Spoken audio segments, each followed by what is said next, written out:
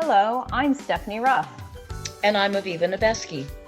We're the hosts of the Dressage Today podcast, where you can find us talking about anything and everything dressage related.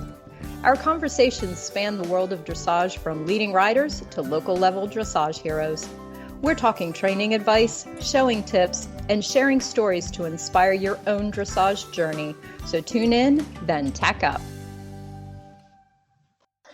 Hello, and welcome back to the Dressage Today podcast. Our sponsor for this episode is Purina Animal Nutrition. The PhD equine nutritionists at Purina Animal Nutrition tackle problems using science, and their love of horses keeps them at it until they get it right. Even with the most established feeds, they keep innovating. Even when it takes years of research, they don't stop until it's right.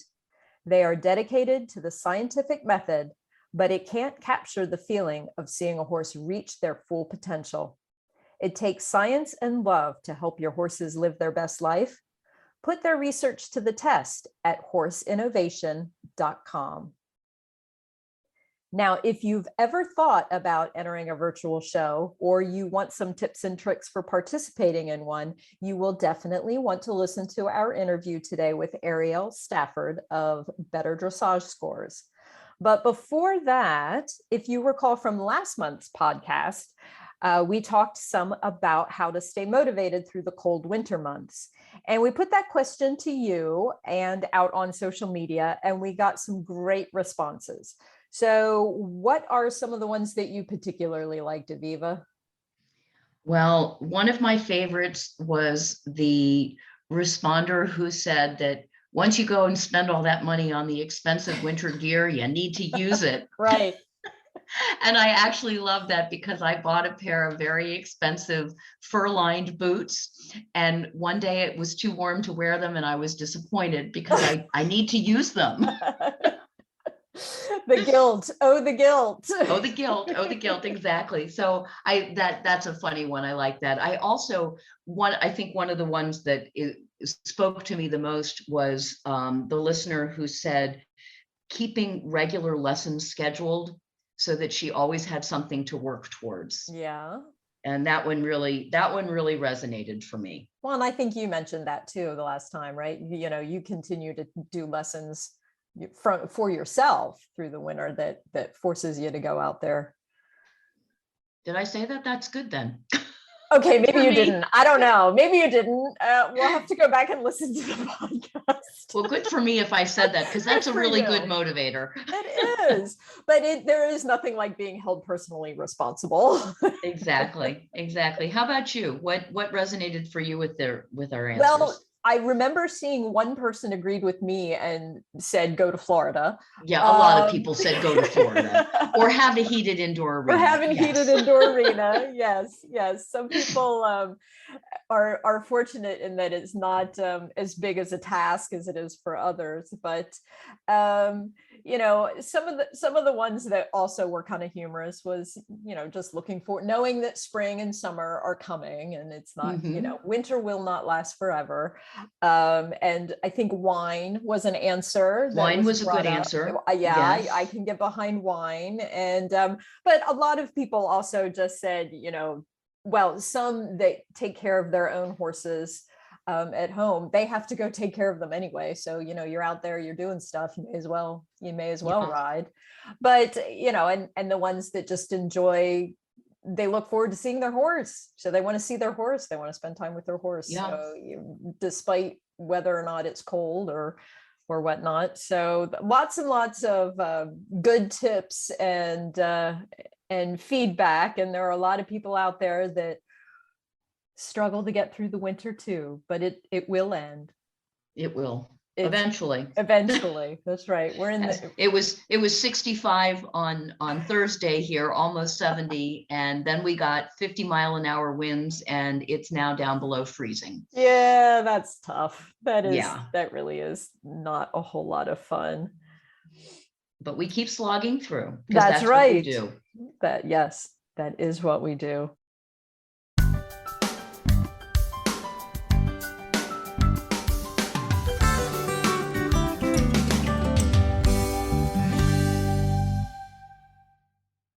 We received two questions from Melody that are similar, but slightly different. So for Ask the L today, I thought, Aviva, you could answer one this month and one at our next podcast. Okay. So the question for this month is, are there rules, either outright or unspoken, regarding warm-up etiquette? That's a great question. It is. And yes, I mean, I'm glad. Thank you, Melody, for asking that question, because I think one of the things that intimidates people more than anything about showing is the warm-up ring, because it's, chaos at times. And there are rules, and not everybody follows them, but there are some rules. And, the first one is you pass left shoulder to left shoulder. And the person on the track is the person going the fastest. So if you're walking, get off the track, get out of the way. There are rules like tell people where you're going.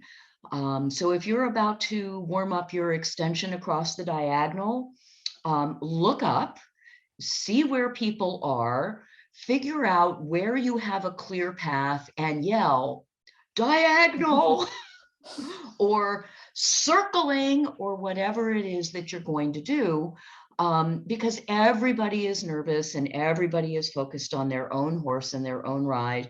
And how many of us look down and are not paying attention to what's going on around us? So I had a trainer for a while. I was very, very intimidated by the warm-up ring. And I felt like everybody else seemed to have more right to be there than I did. And my trainer reminded me that we are all entitled to warm up, and we are all entitled to be in the ring. Yeah. But we need to be respectful of one another. And that means keep an eye out. And if you see that one horse is being particularly fractious and the rider is clearly having a difficult time, don't ride up that horse's butt. Turn before you get there. If you see that there is an upper level horse in the ring and they are doing all kinds of lateral work, keep an eye on their line of travel and try not to just cut right in front of them in the middle of a half pass. Yes, you have the right to the arena too, but if they've already started something, try to be a little bit respectful. If you're going to stop and put your coat on, leave the arena. Go stand outside the fence and let your trainer hold your horse and put your coat on out there. If you're going to drink some water, come off the rail to do that. Just respectful kinds of behavior, and everybody will appreciate it. We all make a mistake. We start across the diagonal and don't realize that somebody else is in the middle of the circle, and there's chaos. And you smile and you say, I'm sorry, and you go about your business and you continue. But remember that we're all in the same boat. We're all trying to warm up. We're all trying to present our horses in the best way that we can. We're dressage riders, so we're used to riding an arena without anybody else. So this is difficult for all of us, but keep your head up, keep your eye out, and try to learn how to share. We're not 5-year-olds. We know about sharing. So hopefully that helps. Yeah. But I think it's especially true for dressage riders, because so often we do ride by ourselves, or maybe with there might be one other person in the ring or something that we are not, and our horses are not accustomed to the chaos of the warm-up arena. Exactly. And that's something that busy boarding stables actually sometimes can benefit from, because absolutely you and your horse can get used to riding with other horses doing other things, and instead of going in there and going, oh my God, there are 15 horses and I don't know where I'm going. Well, and I had a horse that was very, very unsettled in the warm-up arena, and my trainer had me warm up in the grass. Yeah. And, do dressage riders ride in the grass? Of course not. But that was a better option than, Right. him spending the entire warm up waiting for a horse to hit him, or looking around, or being, distracted. We were alone out there. We were able to do the work that we needed to do. There are certain breeds that are heavier than other breeds. I know, I have a Percheron Hackney pony cross that I used to ride. And there were horses in the ring when we warmed up that were a little intimidated by him, even though he wasn't the biggest horse in the world. Yeah. He looked like a big, heavy Frisian. Lots of horses are intimidated by Frisians. Yes. And, being aware of that, or the draft horses. I had another horse that was afraid of paints. I had one of those too. Yep. Yeah. So just, keeping a wary eye out for what's going on with other people, and just being kind. And something else to think about when you're in the warm-up ring is, I don't know how many other people, you figure it, who's in the ring with you, who you're competing against, and you see somebody warming up a shoulder in, and you say, okay, that's the person who's, riding second level with me, and wow, they look great. And then you watch them some more, and they've just won the warm up, and you get into the ring and you think, I don't even have a chance. Yeah. Yeah. So pay attention, but don't pay attention. Right. Right. Be aware of what people are doing, but remember that just because they win the warm up doesn't mean they win the class. That's very true. There are no ribbons for the warm up. No. Although sometimes there should be. Well, next month, we will have Aviva tackle the second question from Melody. But in the meantime, if you have a question about showing or judging, you can email me at sruff@equinenetwork.com or reach out to us on social media. When we come back, we'll have our conversation with Aryelle Stafford.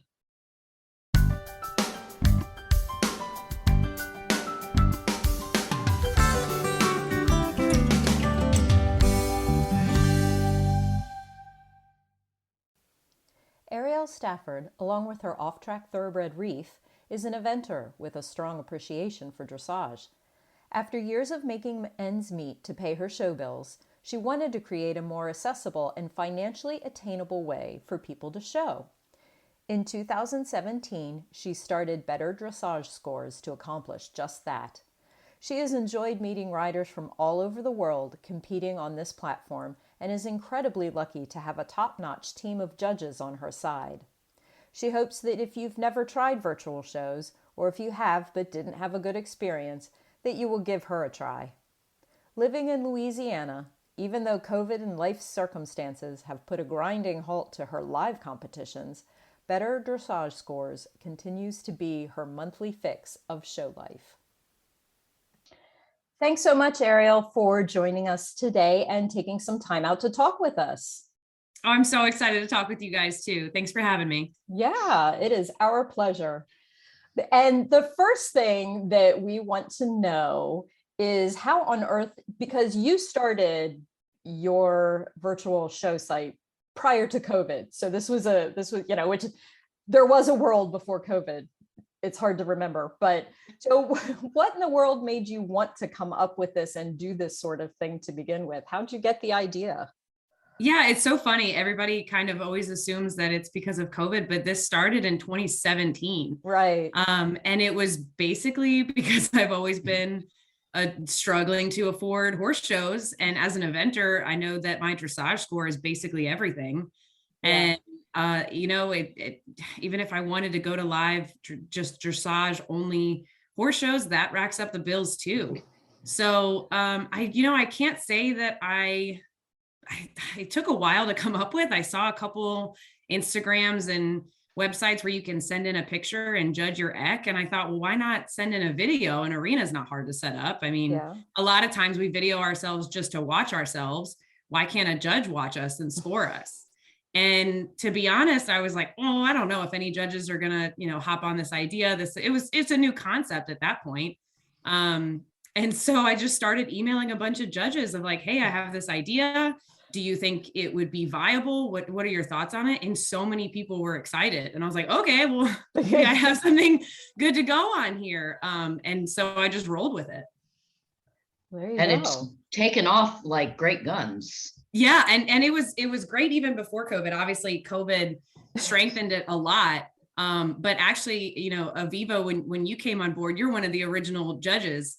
And I remember being so excited, and I think I still have your email too, where I had emailed you early on. And I said, you know, I'm doing this website and we're doing online horse shows. Would you be interested? And you're like, well, I'm busy at the moment. I was like, all right. She turned me down, and you said you'd reach out to me, but I didn't have much faith. And like a couple months later, you were like, hey, remember me? I'm still interested. And I was like, oh, wow. Okay. Well, this is great. So obviously, you know, I'm still on the forefront of her mind. She really did think it's a good idea. And I've locked you down ever since, and I'm not letting you go. Well, thank you. And it's been so much fun. It's been a fascinating journey. I feel like I've gotten to know people that I would never have had the opportunity to get to know otherwise, from all over the country and actually all over the world. So it's been a fascinating exercise for me as well. Yeah, I think that's one of my favorite parts for sure, is getting to know riders I would never meet. Specifically, we have a huge following in Canada.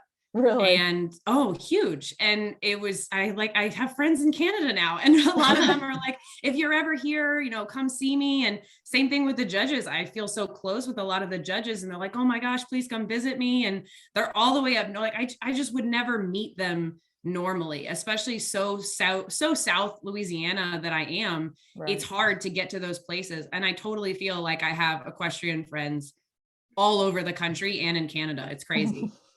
Well, and if I recall correctly, I actually judged somebody who was in Australia for you.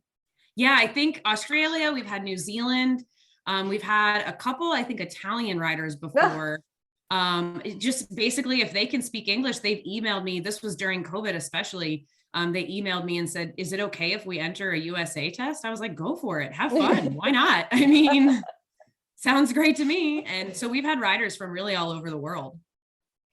And it's wonderful looking at these videos. Some of these arenas where people ride are just so breathtaking that I almost have to watch the test the first time and then go back and judge it, because I'm so watching the scenery and, you know, things that sit up on, you know, in the middle of mountains and overlooking the ocean and palm trees. And it's incredible. It's so inspiring. I want to ride in some of these places. Exactly. Yeah. Some of the places are absolutely breathtaking. It's insane. And I think one of my favorite things too, is we always have questions from people of, oh, like, I don't have a super fancy arena or anything. And that's fine. You know, like some of these people might have like a beautiful mountain in the background. It's like this gorgeous property, and they have painted milk jugs as their markers for their dressage arena. And I'm like, this is still gorgeous. What are you talking about?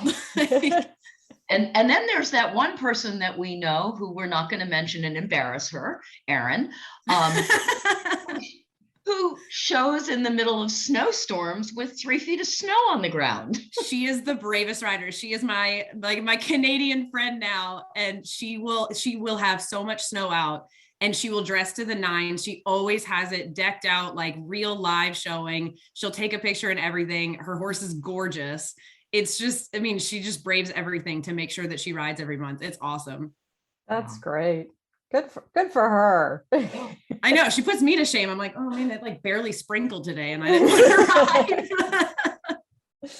Well, Aryelle, for those people who are listening who have never done a virtual show, tell us a little bit about how it works. So it's funny. A lot of people that try it for the first time, you know, if they're hesitant about it, they're like, there's no way it's going to feel like a real show, or I'm going to get feedback. Even me, when I've entered, it's just, there's something about it when you know you're being filmed and you know a judge is going to watch you, it's completely different. You kind of have the same show nerves, which is good because you want to practice for real live shows. Or if you just want to have a real live show vibe at home, it's awesome. You know, it feels more like a live show than I think people assume. But it's also really easy. So all you have to do is set up an arena, and And like I said, you can use painted milk jugs as the markers. As long as the judge can see it in the video, that's fine. It doesn't have to be some fancy arena. And then you have to film from sea, and it really helps the judges if you film in landscape mode. So I know a lot of people have pivos, or if you have a friend that films, that's fine too. So you just film your ride, and then you go onto our website, you find the test that you rode, you add it to your cart, and then you send the YouTube or Vimeo link to our email or attach it at checkout, and that's it. I mean, it's super easy. And then what happens to the test? It gets sent to an arbitrary judge, and tell us a little bit about your judges, and then what kind of feedback do the riders get? So we have a crew of awesome judges. I mean, I'm super, super lucky to have the judges that I have. And so our shows are typically run end of the month. We have a couple hosted shows in the middle of the month that people can enter and keep an eye out for. But every month, other than December, we have a horse show. So you're going to have to submit between either the 1st and the 23rd or the 24th of the month. And then the judges have about 5 to 6 days to judge, and the scores are posted on the very last day of the month. So, you know, there is a time frame that you have to have your little waiting period for, of course. But the judges will take a look, score it just like a regular show. You get your feedback and test, you know, posted to the website for you to download. It looks just like a regular test. You're going to get, I mean, it's as close to a regular show as you can think of, really. And that's it. And if you want ribbons, you can also add ribbons to your checkout, and we'll mail them to you. So you can also get official Better Dressage Scores ribbons. So two questions that brings up for me. One is, do you think that the judges give more feedback than at a regular license competition or a schooling show, since they're doing it in the comfort of their living room or their kitchen or whatever? And how do you decide on ribbons? How do you have actual classes that people participate in, or do you use the Danish system? How does that work? So I will say, I do think that you get more feedback than a regular show. And I'm sure because you're one of our judges, it's probably because you do have more time in your living room, and we do have very caring judges. I feel like I've had judges that have emailed me. I know we can do the extra feedback option at checkout.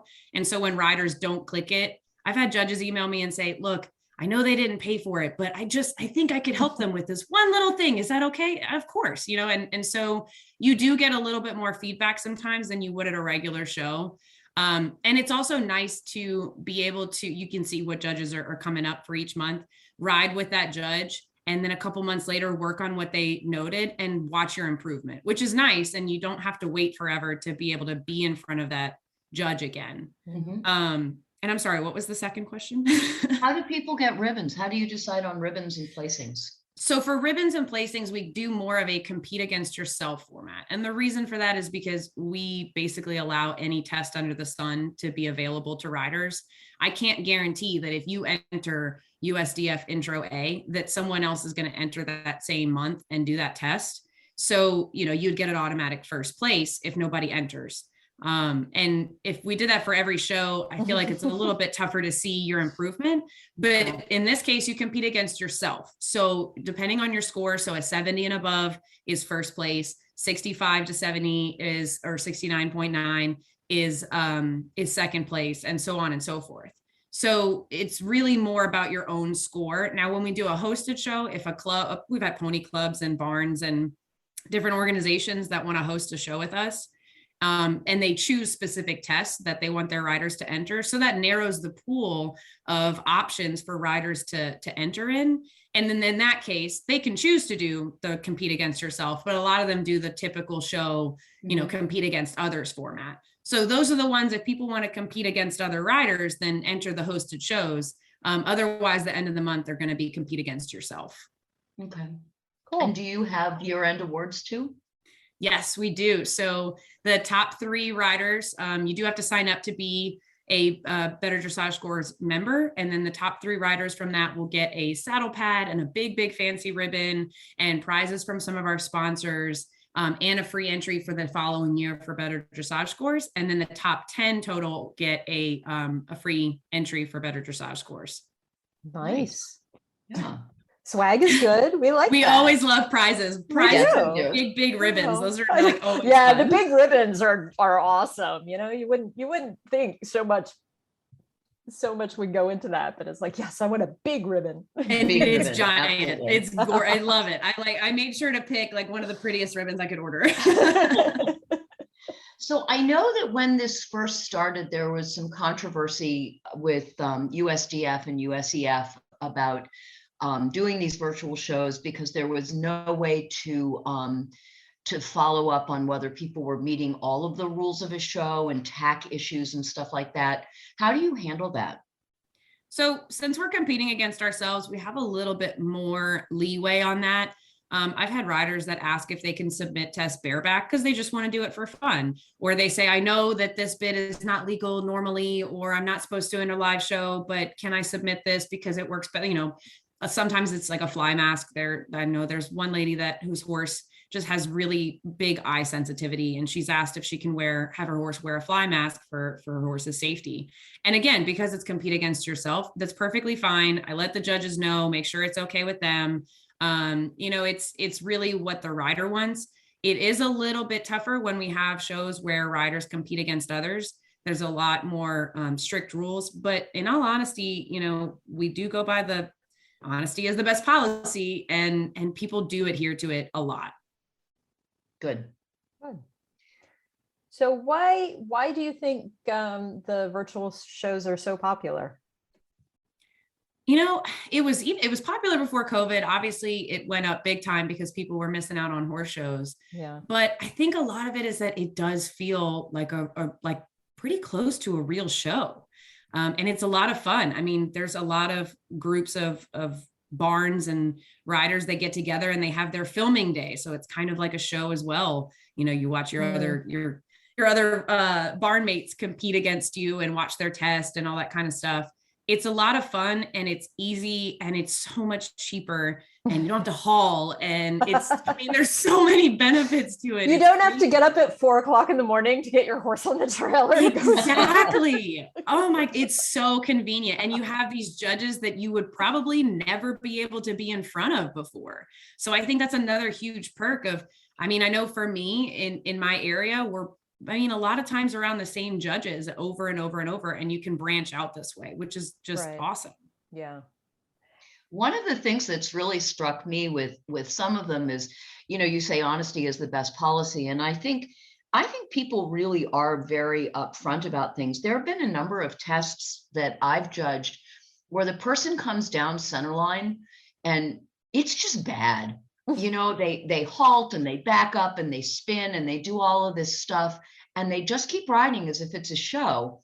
And there's this little voice in the back of my head that says, why didn't they just turn the tape off and start over again?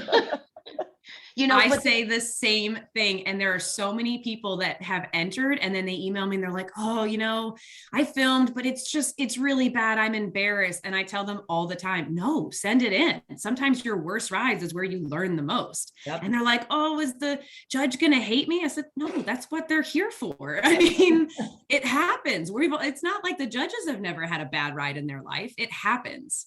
So, and they send it in and we have a lot of honestly terrible rides where they're just like, well, help me fix it, you know? Yeah. Well, that's good. What happens with really bad quality video? I know there've been a few that I've sent back to you that I've said, you know, I've done the best that I can. I think there's only been one that I have just absolutely said, I can't judge this. That does come up a lot. And there's some where there's portions of the test that are clipped out. And so, of course, your score goes down. So we'll email the riders, like if the times that you've emailed me and said, oh, this is really bad quality, we email the riders and say, look, the judge is doing the best they can, but it is a poor quality video. So your score is going to be just naturally lower than what it probably should be because she can't tell. So she can't give an accurate score. So if you want your best possible score, you know, make sure you send in a good quality video next time because you might have the best ride of your life and you won't have the best score of your life because of the video. Yeah. So that's just something that we kind of tell riders, you know, if you want to really test your skills, you've got to have good quality video in landscape mode use Zoom, make sure the cones and the markers in your arena are very visible, and that's going to help the judge tremendously. Yeah, I know one of the worst videos that I had to judge, I guess it was dusk, and the rider was white and the trees behind her were white and the arena was white and there was no Zoom. And, it was just, and I wanted desperately to be able to judge her, and it was just so hard and I felt terrible. So when you think about, video quality, it's not that you need a professional videographer. It's just, if the lighting is a little bit funny, maybe wear bright red breeches. I mean, I know that's not show attire, but something that just stands out a little bit. Because we as judges do our best to try to judge, but if we literally can't see things, right, we can't see it. It's hard to judge. Yeah. Yeah, and we do tell riders, if you're in a dark arena, wear light colors. Especially if you're on a dark horse with a dark saddle, wear light colors so we can tell the difference between you and your horse. Yeah. And like you said, it doesn't have to be super professional, high quality. I mean, nowadays, all of our smartphones are more than capable of capturing that good quality video that we're looking for. Yeah. And it's important to make sure that you get the whole ride. I mean, people cutting off corners, a corner is an important part of the test. And and especially if there is a transition in that corner and I see, A and I see K, but I don't see the corner between them. and 1 minute you're trotting and the next minute you're cantering. I didn't see your transition. It's called a magic transition. No, I'm just kidding.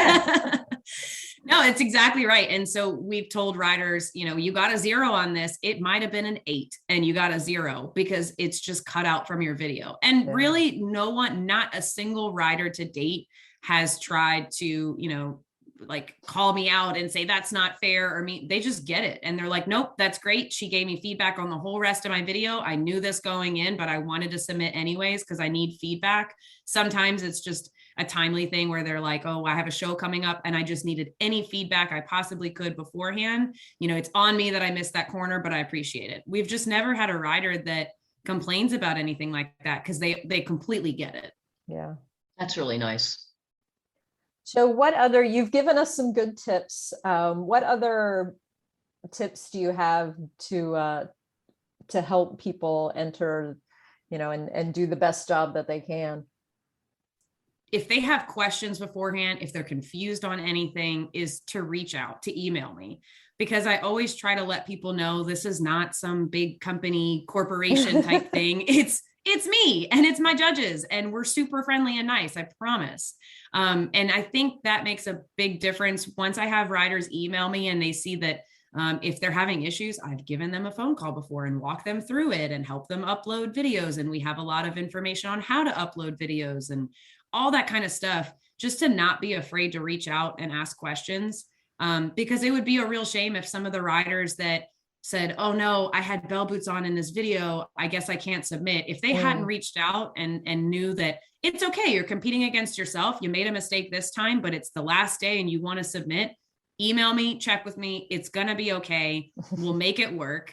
And you could have missed out on some great feedback just because of, you didn't want to reach out to me. Yeah. Mm-hmm.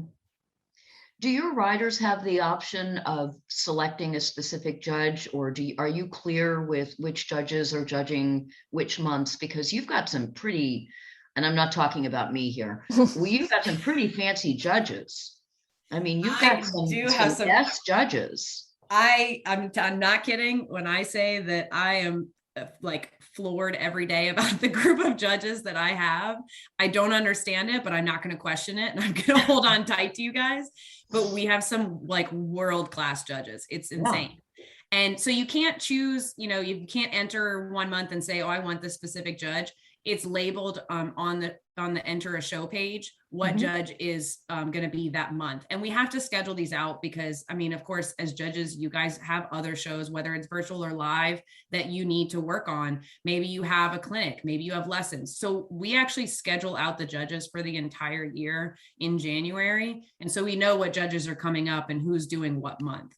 So there's no way to really request. If there was a specific reason that a rider needed to request a judge, again, they can email me and we can work something out and I can see if that judge is available. There's always something that we can at least try for. Mm-hmm.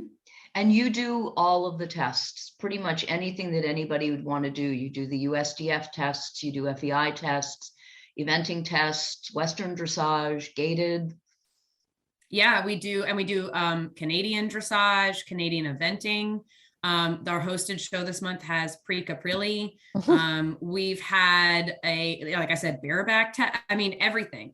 We've also had little mini ponies with for driving tests. So much fun stuff can be done.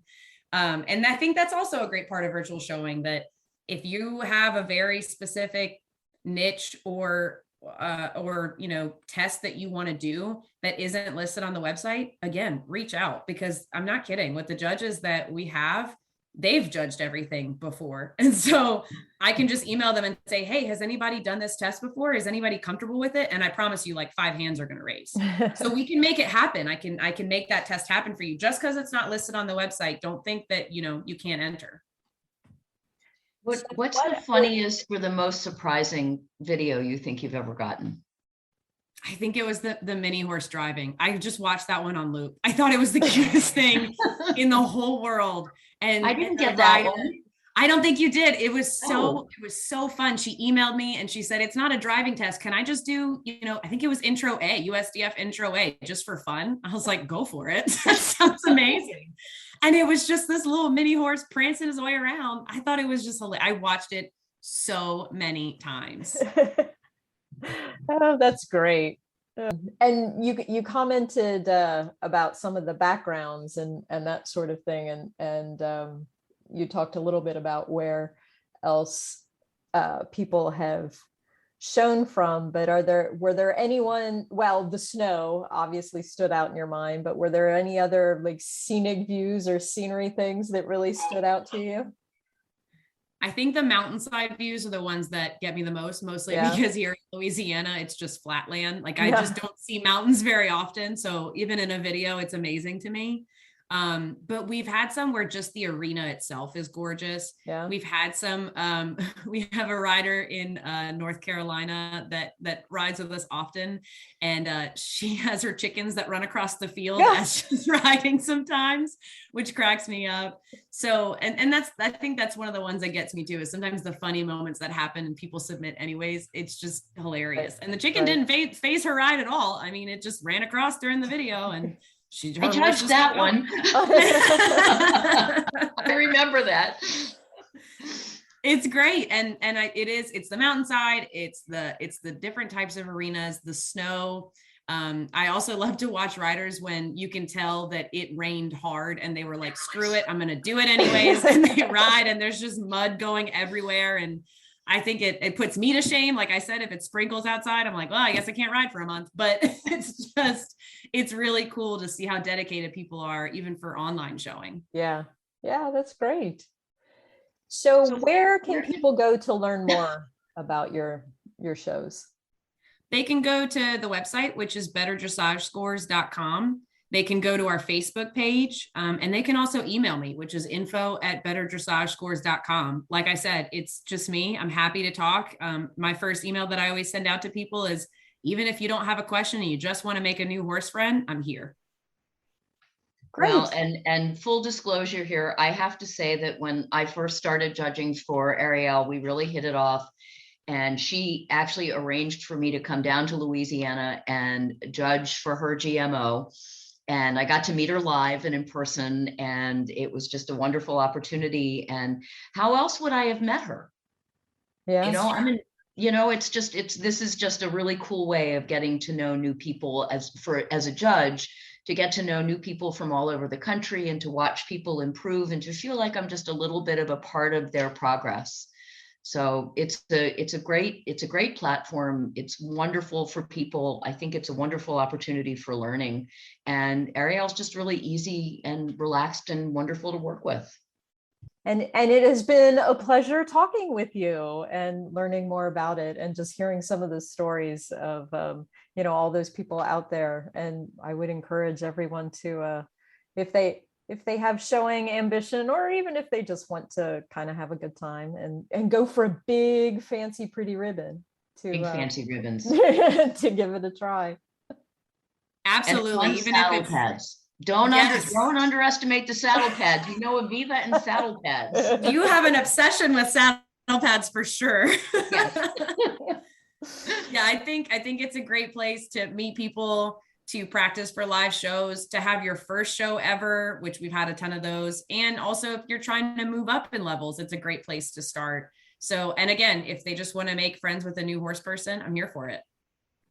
Very good. Well, thank you so much for taking some time out of your day to talk with us. We appreciate it. Thanks so much, guys. I had fun. Thank you to our sponsor, Purina Animal Nutrition, and to Aryelle Stafford for joining us today.